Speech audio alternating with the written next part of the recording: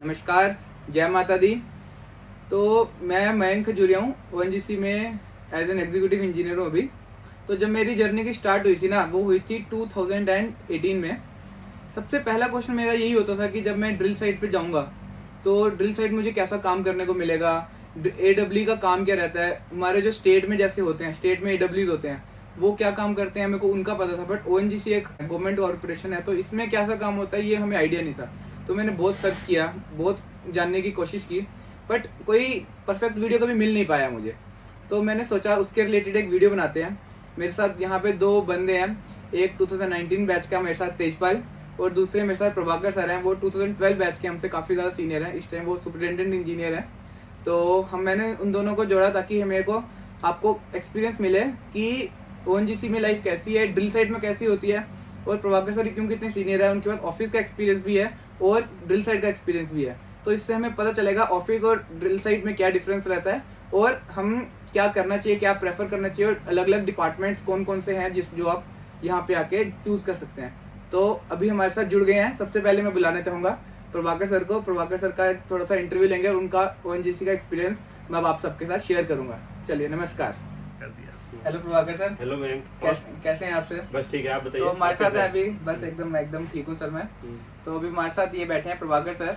ये 2012 बैच के हैं, एनआईटी कैलीकट से पास आउट है सर हमारे, एनआईटी कैलीकट में। और उसके बाद यहाँ पे मोस्टली आजकल गेट के थ्रू आ रहे हैं, बट क्योंकि सर इतने सीनियर, उस टाइम पे जो रिक्रूटमेंट होता था ना, वो गेट के थ्रू नहीं, ओएनजीसी का अपना एग्जाम लेता था। और उसमें भी sir one of the topper हैं। जो टॉपर्स होते थे वही ड्रिलिंग सर्विस में उनको मिलता था। आजकल तो हमारे पास ऑप्शन रहते हैं हमें कौन सा डिपार्टमेंट लेना है, बट पहले हमें पूछा नहीं जाता था। जो टॉपर्स होते थे उसको ड्रिलिंग दे दिया जाता था। तो हमारे प्रभाकर सर उस एग्जाम के टॉपर हैं, कंग्रेचुलेशन सर उसके लिए। Thank you so much, Mayank. तो हमारे साथ बहुत ही एक कैपेबल पर्सन जुड़े हैं इस टाइम पे, जिनके साथ हम आगे जानने का सोचेंगे कि ओएनजीसी का लाइफ कैसा होता है। तो सर अभी आप अपना थोड़ा सा एक्सपीरियंस शेयर कीजिए अपने लास्ट 12 ईयर्स का, आपको कैसा लगा? ओएनजीसी में मेरा एक्सपीरियंस बहुत अच्छा रहा है, और यहाँ पर मैं 11 साल से वर्क कर रहा हूँ। और मेरा ऐसा है कि साइट पर वर्क कल्चर अच्छा है, लेकिन हाँ, यदि आप साइट पर काम करना चाहते हैं तो आप हार्डशिप जॉब के लिए रेडी रहिए। यहाँ पर फिजिकल रहेगा, सनी सीजन होगा, रेनी सीजन होगा, विंटर सीजन होगा, minus may be temperature is around 5 to 10 degrees minimum temperature. Then you have to work maximum 45 तक, maximum also 45. Even in Jodhpur you have to work in the 50 degree also temperature. यदि आप इतने temperature को में work नहीं कर सकते हैं तो आपको प्रॉब्लम हो सकती है। लेकिन ये नहीं कर सकते कि, और ऑफिस कल्चर भी ओएनजीसी का अच्छा है, और लेकिन एक साइट का कल्चर, वर्क कल्चर डिफरेंट है टोटली टू, और मतलब आपका ऑफिस कल्चर से। सही बात है सर। जैसे कि आपने बोला कि टेम्परेचर का, हमें क्योंकि यहाँ पे बहुत ज़्यादा गर्मी में भी काम करना पड़ता है, हो सकता है बारिशें हो, बारिश में भी काम करना पड़ता है, और हमें नाइट ड्यूटी भी देनी पड़ती है, तो रात को भी काम करना पड़ता है। तो इसलिए आपको एक डिफरेंट एनवायरनमेंट में काम करना सीखना शुरू करना पड़ेगा। क्योंकि सर जैसे आपने देखा होगा, मोस्टली जब हम स्टेट से आते हैं, स्टेट में लोग एडब्ल्यू देखते हैं और यहाँ पे आके एडब्ल्यू देखते हैं, उनमें काफ़ी ज़्यादा डिफरेंस आ जाता है। तो हमारा एक माइंड का परसेप्शन एक एडब्ल्यू को लेकर डिफरेंट होता है, बट यहाँ क्योंकि कॉर्पोरेशन है, यहाँ पे एकदम डिफरेंट वर्क कल्चर रहता है। यहाँ पे हमने देखा है कि स्टेट में जो चीफ इंजीनियर होता है ना, वो सबसे हाईएस्ट टेक्निकल सर्विस होती है। बट ओएनजीसी में देखोगे चीफ इंजीनियर के बाद इंसान डीजीएम बनता है, जीएम बनता है, सीजीएम बनता है, फिर उसके बाद जीजीएम बनता है, फिर एग्जीक्यूटिव डायरेक्टर बनता है, फिर डायरेक्टर बनता है, और उसके बाद सीएमडी बनता है। तो इतना ज़्यादा डिफरेंस है हमारे यहाँ पर उसमें। इवन तो हो सकता है हमारे चीफ इंजीनियर की जो सैलरी है, सैलरी वाइज वो स्टेट के चीफ इंजीनियर से ज़्यादा हो, बट आप अथॉरिटी वाइज दे सकते हैं कि हमारा जो यहाँ का इतनी ज़्यादा हायरार्की एक्स्ट्रा है, तो वो थोड़ा जल्दी बन जाता है। तो उस चक्कर में हमारे जो अथॉरिटी है वो हमारे चीफ इंजीनियर की नो डाउट जो स्टेट का चीफ इंजीनियर है उससे कम ही रहती है। तो आप दोनों को आपस में कभी कंपेयर मत करें यहाँ आने के बाद। ये चीज़ हमें लगता है पता होनी चाहिए लोगों को, राइट सर? क्योंकि वो यहाँ पे पुराना, क्योंकि हमारे साथ याद है आपको एक पर्सन ने ज्वाइन किया था, वो फोक एंड नाइफ से खाना सीख के आया था याद है ना सर आपको? फिर यहाँ पे आके उसको पता चला कि हमें पत्ते पे हाथ से खाना खाना पड़ रहा है। तो ये चीजें डिफरेंस आती हैं। तो अगर आपको ऐसा लग रहा है कि एकदम वाइट कॉलर जॉब होगा, तो ऐसा यहाँ पे नहीं है ना सर? हाँ, ऐसा है, क्योंकि ये आप यदि वर्क करना चाहते हैं वाइल्ड फील्ड में, आपको ये ready to do hardship work and ready to face the challenge, ये यहाँ पर प्रॉब्लम आपको आएंगी। क्योंकि ये यहीं पर नहीं है, मतलब ऑफशोर में आप जब काम करते हैं प्राइवेट इंडस्ट्री वाले फील्ड के, वहाँ पर भी मतलब साइक्लोन तरह तरह के डिफरेंसेज आते हैं और दिक्कतें आती हैं, तो आपको उसके लिए रेडी रहना होगा। सर जैसे कि अभी आपने हार्डशिप वाला बोला तो मुझे मड बाथ भी याद आ गया, तो आप मड बाथ थोड़ा एक्सप्लेन करेंगे क्या होता है हमारे यहाँ पे ऑयल फील्ड में? मड बात ऑलरेडी बहुत ये सब फेमस सीन कहीं भी आप देखने को मिलेगा, और ये होता है हमारे यहाँ कि पुल आउट होता है, वेट पुल आउट हो जाता है, और जब ड्रिल पाइप को क्रैक करते हैं तो मड स्प्लैश होकर गिरता है, तो उसके कारण होता है मड बात। लेकिन हम लोग इसके सेफ्टी के लिए मड बास्केट यूज करते हैं, लेकिन तब भी थोड़ा हमारा हो जाता है। जैसे कि एक बार सिविल लीकेज हुआ था तो मेरा मड बात हुआ था। बट हाँ, अगर ऑफिस जॉब में आपने सर ऑफिस जॉब भी किया है तो ऑफिस जॉब तो प्रॉपर व्हाइट कॉलर होता होगा ना? हाँ, office job is proper white collar job, 10 to 6 job. You go and also you take the lunch break is also 1.5 hours, 1 hours. तो you proper office job. ये जो लोगों को एक्चुअली अभी ये भी बता देते हैं क्योंकि 14 डेज ऑन ऑफ अभी सबको पता नहीं होगा क्या होता है ना, जो हमारे वीडियो देख रहे हैं। तो सर 14 डेज ऑन ऑफ थोड़ा सा एक्सप्लेन करते हैं कि क्या मतलब होता है 14 डेज ऑन ऑफ का? 14 डेज ऑन ऑफ का मतलब ये होता है कि 14 दिन आप काम करेंगे, 14 दिन आप जो भी आपने होम स्टेशन डिक्लेयर किया होगा वहाँ पे आप जाकर रहिए, और आने जाने का सारा फैसिलिटी ओएनजीसी देती है। फ्लाइट से आने जाने का आपको टिकट मिलता है इकोनॉमी क्लास का, और आपको सेकेंड AC ट्रेन का तत्काल भी सब ओएनजीसी पे करती है। तो आपको अच्छा है, आप 14 दिन घर पे रहिए, और 15वां दिन आपको यहाँ पे ड्यूटी ज्वाइन कर लेना होता है। हाँ जी सर। वैसे बहुत लोगों को लगता है, जैसे मैं घर में भी बताता हूँ कि 14 डेज ऑन ऑफ, तो लोगों को लगता है बहुत ज़्यादा इंजॉयबल लाइफ है, 14 डेज ड्यूटी कर रहे हैं, फिर 14 डेज कंटिन्यूसली छुट्टी मिल रहा है। तो आपके हिसाब से वो कैसा है, 14 डेज ऑन ऑफ में मज़ा आता है कि नहीं आता है? ये भी लाइफ जी रहे हैं तो इसका प्रोस एंड कॉन्स होता है। तो आप यदि 14 डेज ऑन ऑफ कर रहे हैं, उसका 1-2 बेनिफिट है कि आप अपने रिमोट इलाके में पोस्टेड है, घर जा सकते हैं, अपनी फैमिली के साथ रह सकते हैं। लेकिन इसका दिक्कत भी है कि फेस्टिवल आपको 14 डेज ड्यूटी में पड़ गया तो फेस्टिवल आप मिस करोगे, कोई ओकेजन होंगे या कोई फैमिली फंक्शन होंगे वो आपके ड्यूटी पीरियड पर आ गया तो आप उसको मिस करोगे, आप नहीं कर पाओगे, क्योंकि लीव लेना हर बार पॉसिबल नहीं होता है। 1 डे से ज़्यादा लीव लेंगे तो आपका आने जाने का टू एंड फ्रो ओएनजीसी पे नहीं करती है, तो आपको कॉस्टली पड़ेगा। तो इसलिए मेरे ख्याल से मैंने ज़्यादातर लोगों का व्यू सुना है ना, कहते हैं कि जो बैचलर लाइफ है उसके लिए 14 डेज ऑन ऑफ सबसे बेस्ट पीरियड रहता है क्योंकि आप ऑफ में घर जा रहे हो। पर जो मैरिड लाइफ हो जाती है लोगों की, वो थोड़े से टेंस्ड हो जाते हैं क्योंकि उनकी वाइफ थोड़ा अपार्टमेंट से दूर रहती है। तो वाइफ ऐसे डिवोर्स के केसेस भी आए हैं सामने, जो वाइफ और हस्बैंड का डिवोर्स हो गया क्योंकि हस्बैंड ड्यूटी पे आता था और उसके पास नहीं रह पाता था वाइफ के बाद, तो वाइफ ने डिवोर्स दे दिया। और ऐसे भी इश्यूज आए हैं सर, आपको पता होगा, जैसे एक बंदे ने असम ट्रांसफर ले लिया था ना, उसको ऑफिस नहीं मिल रहा था तो उसने असम ट्रांसफर ले लिया जस्ट बिकॉज अपने डिवोर्स को बचाने के लिए और अपनी वाइफ के साथ रहने के लिए। तो इसके कौन बहुत बड़े भी हैं और हाँ बेनिफिट्स भी हैं कि आप पेरेंट्स जैसे अभी घर से दूर आना नहीं चाहते हैं तो आप उनके साथ रह सकते हैं। यहाँ आगे 14 डेज ड्यूटी करो, बाद में 14 डेज अपने पेरेंट्स के साथ रह सकते हो, उनके साथ फैमिली के साथ रह सकते हो आप पूरा प्रॉपर। आपको खाली वाइफ के साथ अपने घर से अपने गाँव से दूर नहीं रहना पड़ेगा। तो यही है इसका बेनिफिट है, नुकसान भी है। तो सर यहाँ पे एक और जो अच्छी चीज़ है ओएनजीसी की, वो है हमारा खाना। तो आपको खाने के रिलेटेड क्या बोलना चाहेंगे, वो कैसा लगता है ओएनजीसी का खाना? मैं वो ओएनजीसी का खाना अच्छा लगता है, और यहाँ पे कुक अच्छे होते हैं, टेंडर हमारा निकलता है, और इसका भी हर कोई टेंडर के लिए नहीं हो सकता, उसके लिए क्राइटेरिया होते हैं, और क्राइटेरिया को फुलफिल करने वाले ही इसके लिए टेंडर देते हैं, और अच्छे मतलब कुक होते हैं। और खाने की क्वालिटी को मेंटेन करने के लिए हम यहाँ पर एक मेस कमेटी भी बना देते हैं, उसके मेंबर होते हैं, वो हमेशा खाने को क्वालिटी को चेक करते हैं। इवन हमारा जो डॉक्टर होता है वो नॉनवेज आइटम को चेक करता है कि मतलब प्रॉपर्ली हाइजीनिक है कि नहीं है। जैसे कि चिकन बिरयानी तो हमारे यहाँ की सबसे ज़्यादा फेमस है। हाँ। आगे मैं वीडियो में डालूंगा, चिकन बिरयानी का एक वीडियो डालूंगा, दिखाऊंगा कि कैसी होती है चिकन बिरयानी यहाँ की। आप एक बार देखोगे तो आपका खुद मन कर जाएगा कि ओएनजीसी में आके खाना मैं ज़रूर खाऊँ।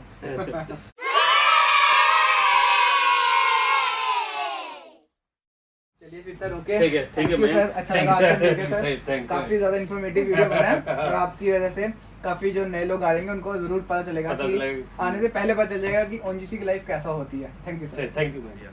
हेलो तेजपाल। हेलो सर, कैसे हैं? बस एकदम ठीक हूँ। तो अभी हमारे साथ जुड़ गए हैं तेजपाल, ये IIT ISM धनबाद से पास आउट है, पेट्रोलियम इंजीनियर है ये। तो अब आपको पेट्रोलियम वालों को भी उनका व्यू पॉइंट मिल जाएगा। इनका गेट में रैंक 14 था ऑल इंडिया रैंक गेट में, तो ये भी अपने में बेस्ट हैं, एक टॉपर रह चुके हैं। आपसे एक चीज़ पूछूंगा, जैसे मोस्टली हमने सुना है कि लोग दूसरे डिपार्टमेंट को लाइक रिजर्वायर को या फिर प्रोडक्शन को ऊपर रखते हैं। ये तेजपाल जो है इसने ड्रिलिंग को सबसे टॉप प्रेफरेंस रखा था। तो आप अपना प्रेफरेंस थोड़ा बता देंगे आपने क्या रखा था आपने जब ज्वाइनिंग के टाइम पे? एक्चुअली क्या था सर, पहले तो ये प्रेफरेंस पॉलिसी थी नहीं।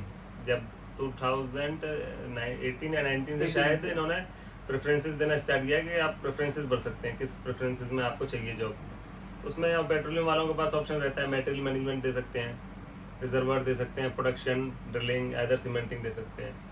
मुझे तो ड्रिलिंग में जाने का शौक था और 14 डेज ऑन ऑफ से काफ़ी मैं ज़्यादा बेनिफिटेड महसूस करता हूँ अपने आप को, तो इसलिए मैंने सोचा था कि ड्रिलिंग में जाना मेरे लिए बेहतर रहेगा। ठीक है, तो पहला सारे प्रेफरेंस बता दो ना क्या क्या लिए थे। जब मैंने भरा था तो पहला प्रेफरेंस मेरा ड्रिलिंग था, देन प्रोडक्शन, देन रिजर्वर। अच्छा, तो मैं अपना भी आपको प्रेफरेंस बता देता हूँ। मेरा प्रेफरेंस जो था प्रोडक्शन था, मैकेनिकल था, बट फिर उसके बाद ड्रिलिंग था। बट अब मेरा थोड़ा सा पूछोगे तो मेरा थोड़ा सा बदल गया है। मैं ड्रिलिंग को मैकेनिकल के ऊपर रखना चाहूँगा। मोस्टली आपने कोरा पे आंसर्स पढ़े होंगे कि मैकेनिकल वालों को ऊपर रखो, बट अगर आप ओएनजीसी में एक बार आ जाते हो, नो डाउट ड्रिलिंग की लाइफ मैकेनिकल वालों से ज़्यादा टफ है। अगर आप टफ लाइफ देख के चल रहे हैं तो ड्रिलिंग वालों के लिए शायद थोड़ा मुश्किल होगा। बट जो प्रमोशन प्रोस्पेक्ट्स हैं जो ओएनजीसी के, वो ड्रिलिंग वालों के बाकी सब डिपार्टमेंट से अच्छे हैं, क्योंकि ड्रिलिंग और प्रोडक्शन ये कोर सर्विसेज हैं ओएनजीसी की। बाकी सारी जो होती हैं वो सपोर्ट सर्विस होती हैं। तो अगर आप कोर डिपार्टमेंट में काम कर रहे हैं तो नो डाउट आपके प्रमोशन प्रोस्पेक्ट्स भी ज़्यादा अच्छे ही होंगे, क्योंकि ऑन ऑफ नो डाउट अच्छा होता है, हम फैमिली के साथ रह सकते हैं और अपने साथ हम काम भी संभाल सकते हैं। बट फील्ड में एक अनसेफ इन्वायरमेंट भी होता है, हम यहाँ पे खतरों में जॉब कर रहे हैं, तो उसके ऊपर क्या कहना चाहेंगे आप?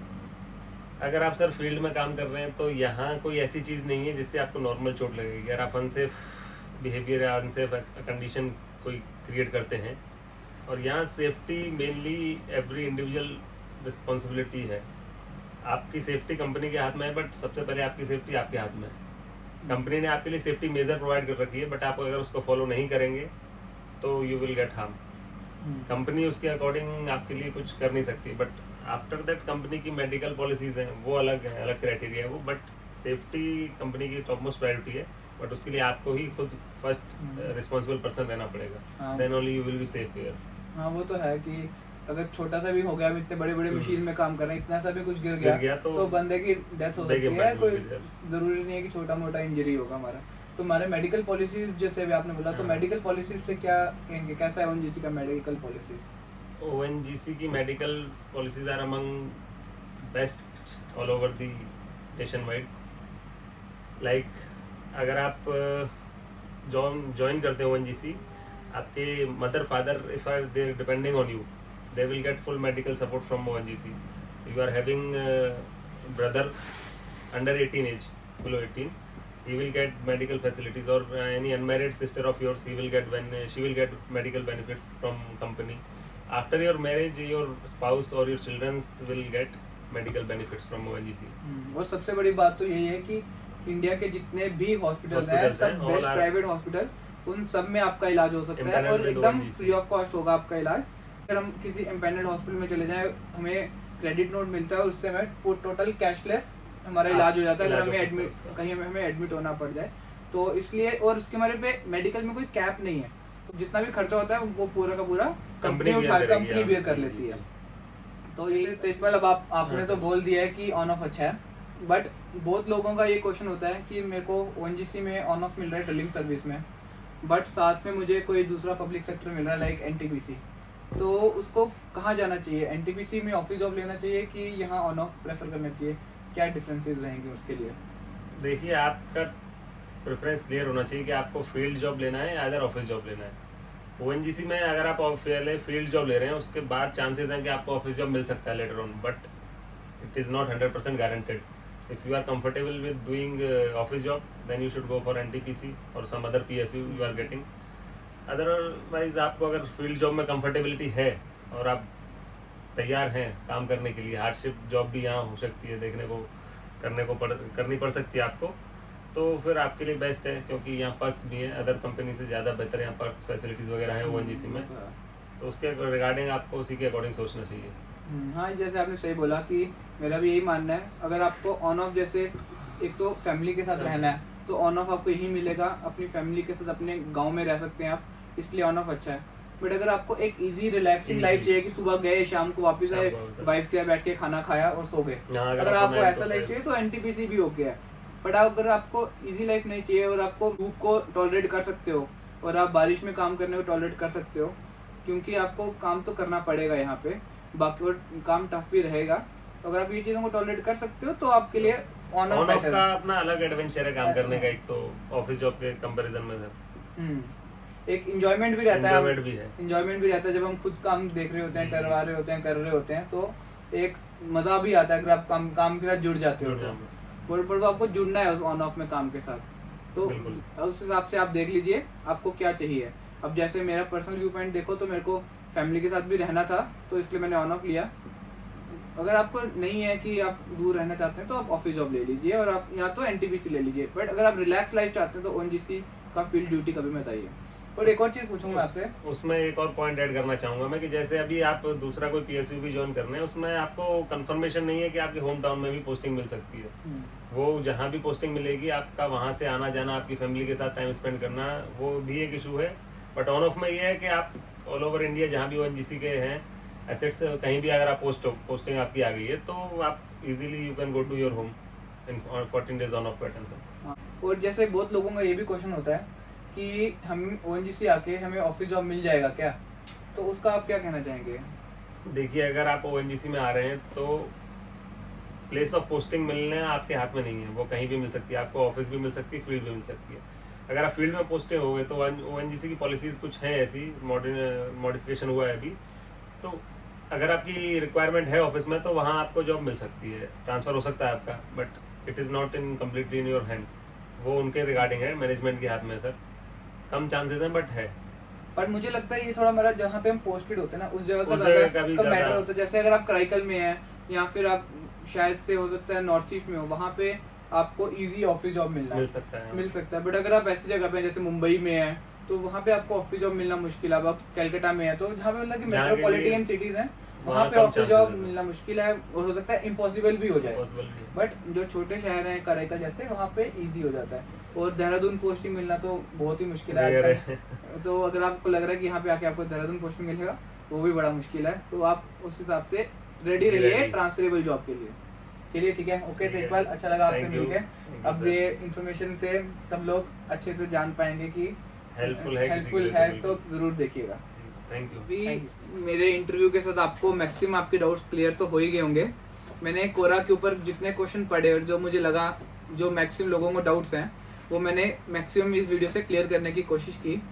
हाँ, अगर आपको भी कोई और डाउट्स हैं, कोई आपको जानना चाहते हैं किसी और चीज़ के बारे में ओएनजीसी के रिलेटेड, तो कमेंट सेक्शन में ज़रूर पूछें, मैं उसका ज़रूर आंसर दूंगा जैसे ही मैं क्वेश्चन पढ़ूंगा। और अब आप आगे थोड़ा सा वीडियो में एक छोटा सा क्लिप्स चलाऊंगा जिसमें आप थोड़ी सी हमारी लाइफ को देख सकते हैं, हमारा ओएनजीसी की लाइफ कैसी है, और आप थोड़ा सा इनसाइडर्स व्यू देख पाएंगे इन क्लिप्स के थ्रू। तो जय माता दी, नमस्कार, अलविदा। हमें है उजाला अंधियारा मिटाने का, हमें है हौसला नई उमंग बनाने का, हमें है एक जोश हर मंजिल पाने का, हमें है एक जज्बा हर जिंदगी सजाने का, हमें है जोश हर मंजिल को पाने का, हमें है